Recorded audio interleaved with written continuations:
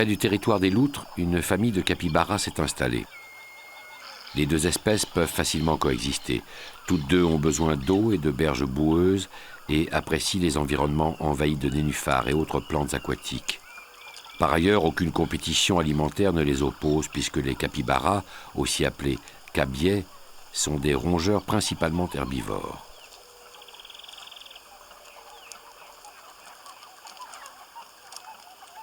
Pinchot, un mâle, a fondé une famille.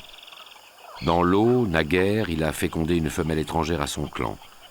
Aujourd'hui, Pinchot, que harcèle un jeune faucon, est père de plusieurs bébés.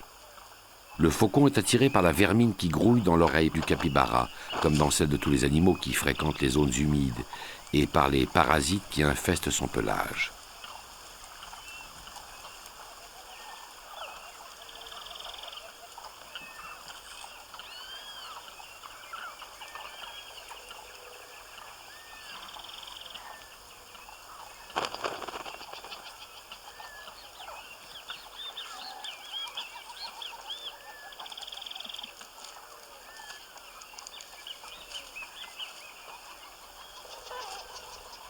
Les bébés, quant à eux, subissent bientôt les assauts de l'infatigable Bantévie, à ventre jaune.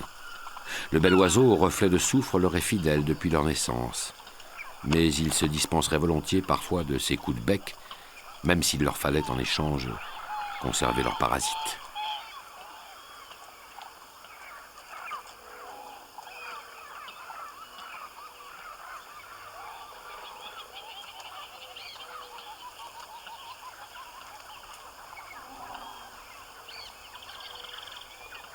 Le Bantévie fait le tour de la famille et se présente à la mère des bébés.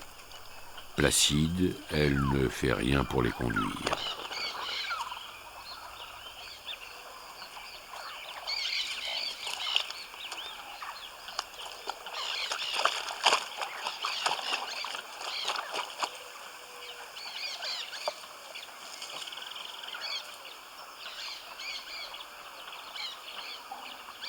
Souvent tué par les hommes pour sa viande, sa graisse et son cuir, le capybara facilite la tâche des chasseurs en laissant sur le sol des excréments aisément identifiables.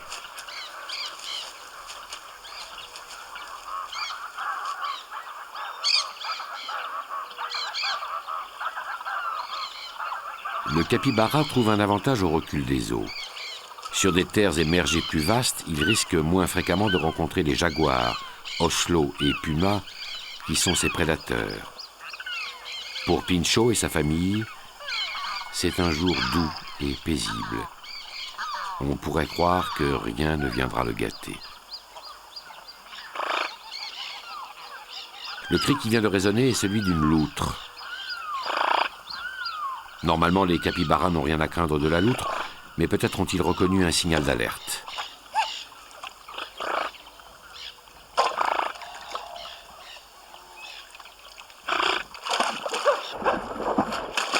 Subitement effrayés, les bébés se jettent à l'eau, où l'on se réfugie d'instinct en cas de danger, et bientôt toute la famille entreprend d'émigrer vers des rivages plus calmes et plus accueillants.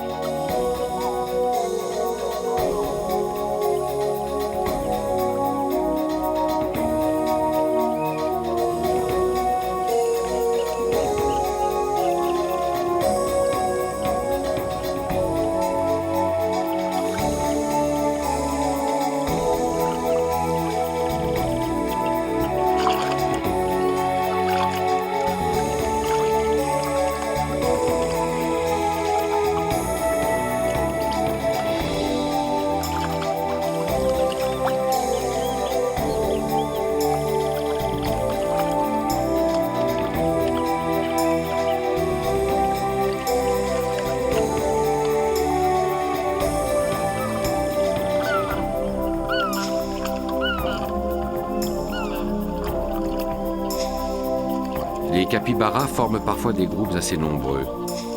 Cependant, on ne trouve nulle part en Amazonie les grands troupeaux d'herbivores qui peuplent les savanes africaines. En effet, le sol de la forêt est si pauvre et son écosystème si vulnérable que tout est fait pour que de pareilles populations ne puissent pas exister. Le sous-bois est pauvre en herbage et les feuillages comportent des carences en vitamines. De plus, les espèces végétales se trouvent si dispersées qu'un herbivore dépendant de l'une d'elles pour son alimentation devrait s'épuiser en marches interminables pour se nourrir. La forêt se protège ainsi d'une prédation qui pourrait être mortelle pour elle.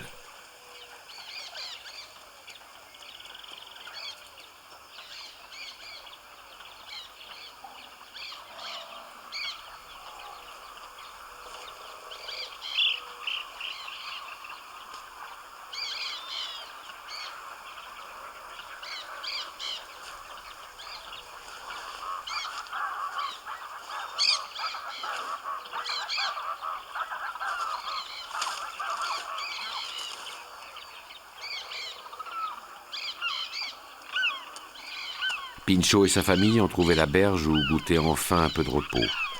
Ils s'y reposeront mollement alanguis aux rayons du soleil, jusqu'à la prochaine alerte, jusqu'à la prochaine frayeur.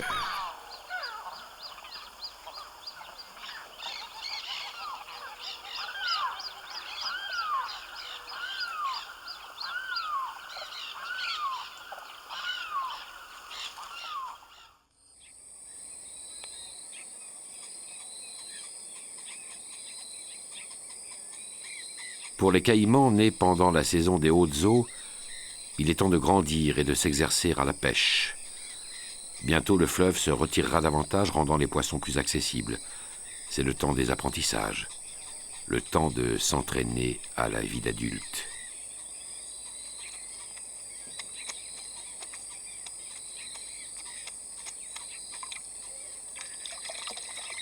Animaux à sang froid, dont le métabolisme dépend du milieu extérieur, les jeunes caïmans réchauffent leur corps aux premiers rayons du soleil.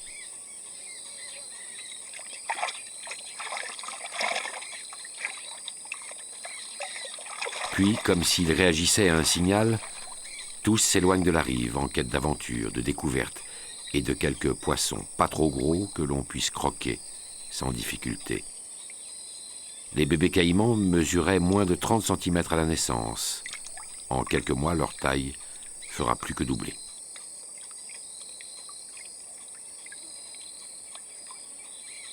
Dès leur plus jeune âge, les caïmans se montrent volontiers querelleurs. C'est leur manière de jouer, comme le font tous les autres bébés.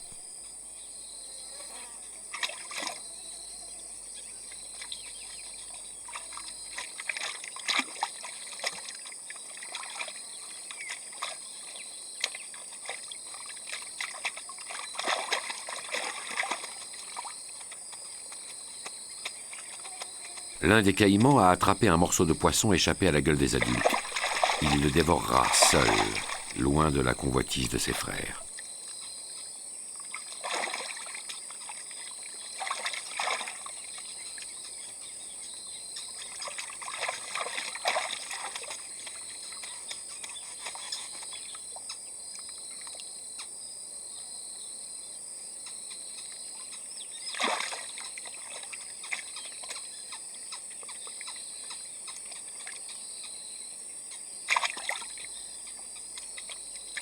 Pour un bébé caïman, une libellule posée sur une branche constitue parfois une proie plus attrayante que le plus beau des poissons.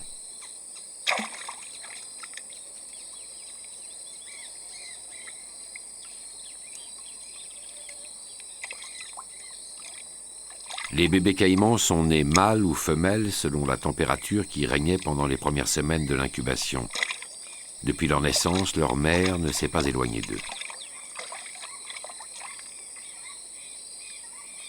Contrairement à d'autres reptiles qui abandonnent leurs œufs là où ils les ont pondus pour ne plus jamais s'en soucier, la mère caïman prend soin de ses enfants pendant plusieurs mois et tentera de les protéger de toute intrusion d'un prédateur, qu'il soit jaguar ou anaconda.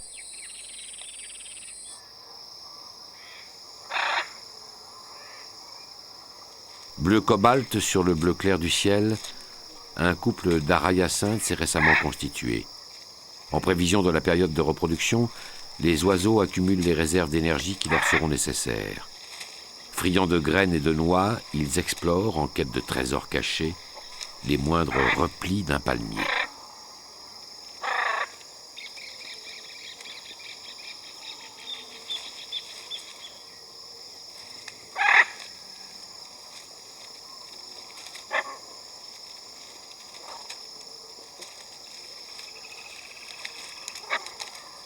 Le bec des aras, avec sa mandibule inférieure recourbée vers le haut et sa mandibule supérieure recourbée, elle, vers le bas, leur sert à la fois de pince et de ciseaux. Doté à sa base d'amortisseurs cartilagineux qui évitent au crâne de recevoir une trop forte pression, il constitue un organe très élaboré, capable de puissance aussi bien que de délicatesse. Souvent, pour décortiquer un fruit ou une noix, l'ara utilise son bec en même temps que sa patte. Aucun oiseau ne montre une plus grande dextérité que la sienne.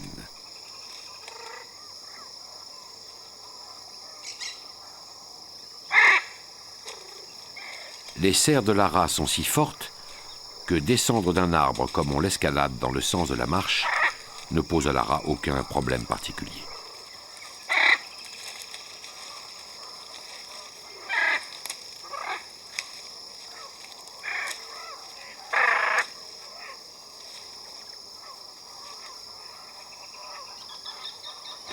Soudain, un importun survient.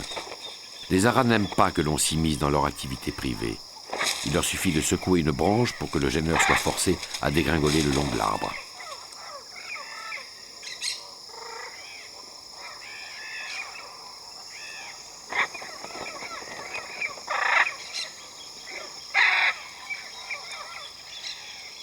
Ainsi qu'il est de règle chez les aras, la moindre victoire est célébrée par de grands cris rauques, comme si quelque esprit se mettait à racler le ciel.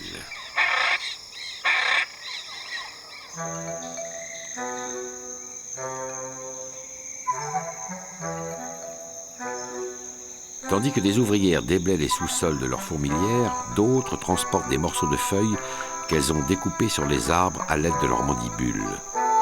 Le chargement, dont la taille dépasse souvent 2 ou 3 cm, est presque toujours plus volumineux que ses manutentionnaires. Parce que leur fardeau ressemble parfois à de grandes ombrelles, ces fourmis sont appelées fourmis parasols. Les fragments végétaux seront enfouis dans les chambres inférieures de la fourmilière. Enduits d'une goutte d'excréments en guise d'engrais, ils se transformeront en un terreau sur lequel pousseront des champignons. Ainsi, ces fourmis cultivatrices disposeront-elles d'une source de nourriture permanente et maîtrisée.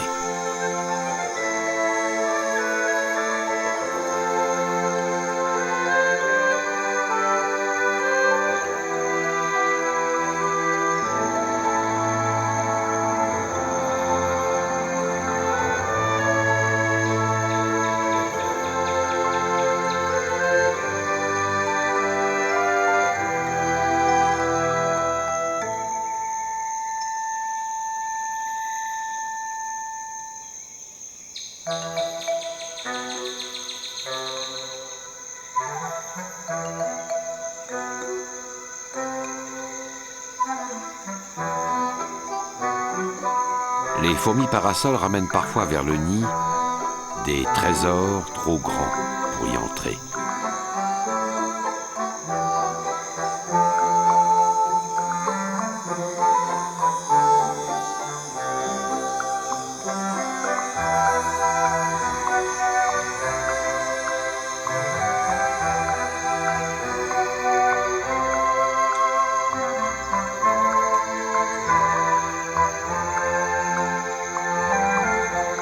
Si le feuillage, la brindille ou le morceau de fruit se révèle trop encombrant, il faudra s'agripper fermement à un bord et le cisailler à coups de mandibule.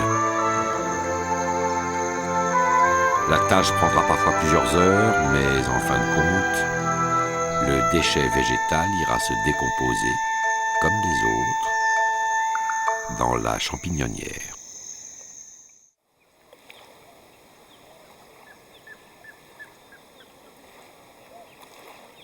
sur une berge, un caïman est mort, voici à peine quelques jours. Aussitôt, les équipes de nettoyage de la forêt et du fleuve se sont mises en action. Le soleil et les bactéries, les mouches et les charognards rendront à la nature une carcasse aussi propre qu'une sculpture dorée.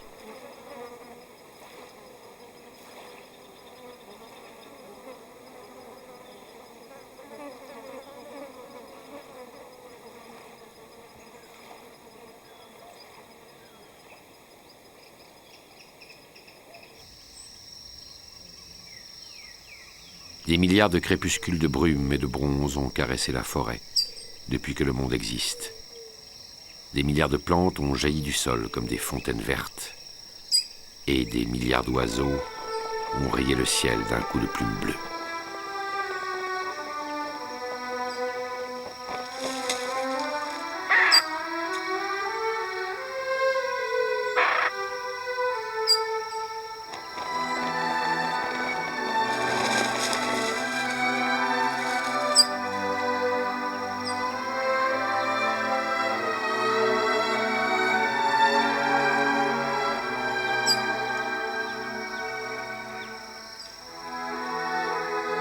Le temps a glissé sur le plumage des aras-hyacinthes comme sur le feuillage des arbres. Mais aujourd'hui, l'éternité n'est plus que provisoire. À quoi servent les oiseaux bleus? À quoi servent le jaguar, le capucin ou le tapir? Le temps répond. À quoi sert la terre? À quoi sert la vie? L'oiseau bleu des contes, celui qui permet, dit-on, aux hommes distraits de discerner l'âme véritable des choses et des êtres, est refoulé chaque jour davantage, loin de son territoire. Son espèce dépérit et meurt lentement, sous le regard des hommes.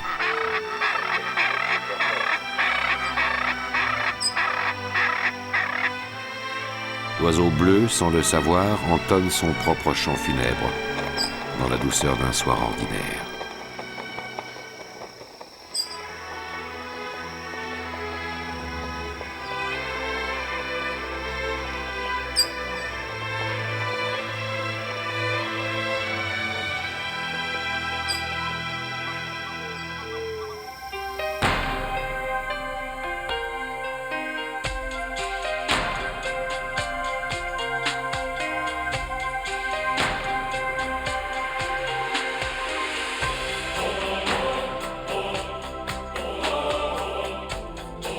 La forêt respire et vibre comme un être vivant.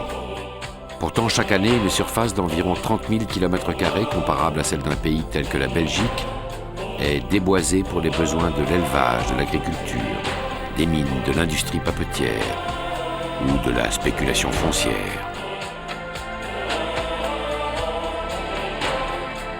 Pendant la saison sèche, agriculteurs et éleveurs allument chaque jour près de 2000 incendies. Les substances médicinales naturelles disparaissent sans avoir été découvertes ou inventoriées.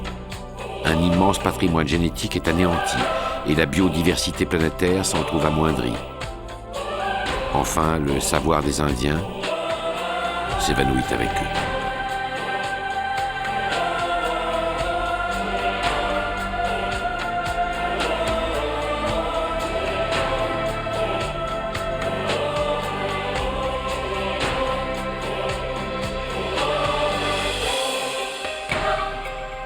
Heureusement, l'Amazonie a déjà tout inventé pour survivre. Et peut-être n'est-il pas trop tard. Tel un organisme global, collectif et solidaire, la forêt donne chaque jour la preuve d'un obscur, d'un vigoureux instinct de survie. Ces arbres savent aller chercher la lumière plus haut et leur nourriture plus loin en étalant leurs racines à la surface d'un sol trop pauvre. Ces feuillages tombent et se décomposent plus vite qu'ailleurs. Toute matière, toute énergie est recyclée en permanence et réabsorbée dans le grand cycle de la vie. Au crépuscule d'un siècle, la forêt demeure vivante, solide et indomptée. Sur son corps meurtri, le grand fleuve palpite encore, artère fragile au bras d'un géant de bronze.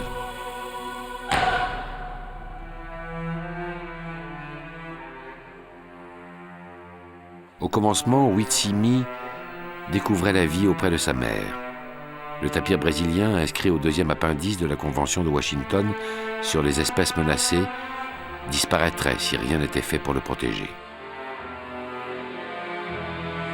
Au bord du fleuve, Yaga et ses sœurs veillaient à l'éducation de leur bébé. La loutre géante d'Amazonie est en voie d'extinction car sa peau se négocie pour un prix équivalent au salaire d'un mois de travail.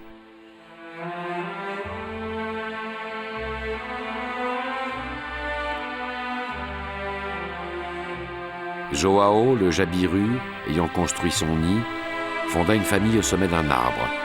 3 jeunes oiseaux naquirent qui moururent d'un mal mystérieux quelques semaines plus tard.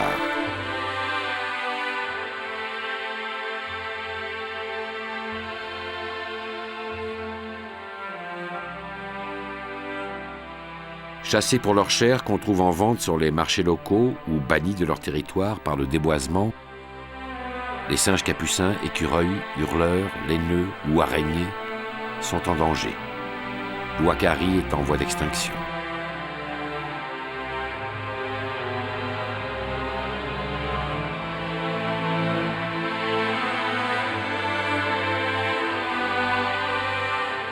Pinchot, le capybara, s'exila pour féconder une femelle et transmit la vie à une portée de bébé. Les capybaras sont intensivement chassés pour leur chair, leur graisse et leur cuir. Les enfants de Wakima, le pécari à collier, mort pour les défendre, furent adoptés par une femelle de la harde qui les allaita et leur permit de vivre.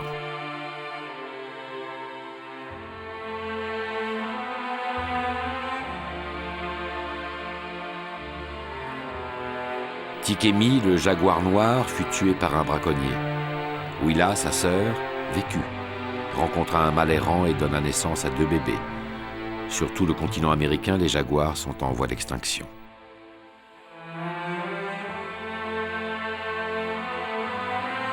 Yacaré le caïman mourut pour avoir avalé un peu du mercure que les chercheurs d'or répandent dans le fleuve. Les caïmans sont intensivement chassés pour leur peau, principalement destinée à l'exportation.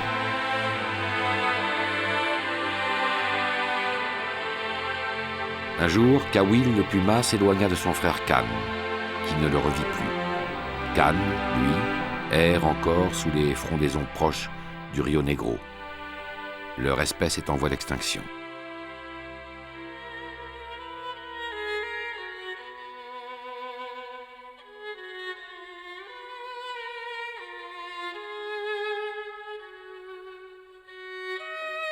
Luana, le paresseux, fut tué par Kan le puma.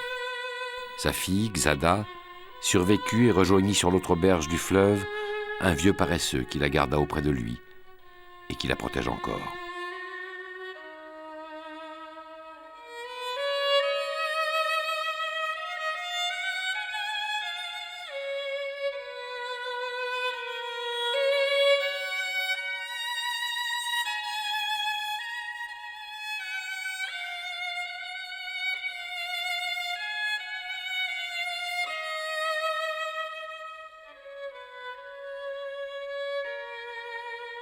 Chan, le vieux dauphin qui voulait mourir, retrouva le bonheur de vivre grâce à Bora.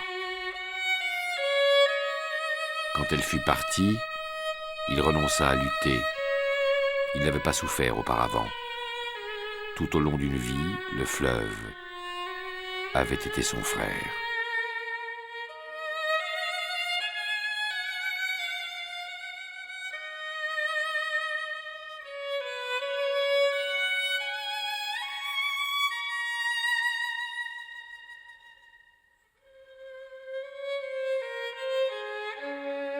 Kaloa aida Zuko, un jaguar mâle, à faire l'apprentissage de sa vie d'adulte.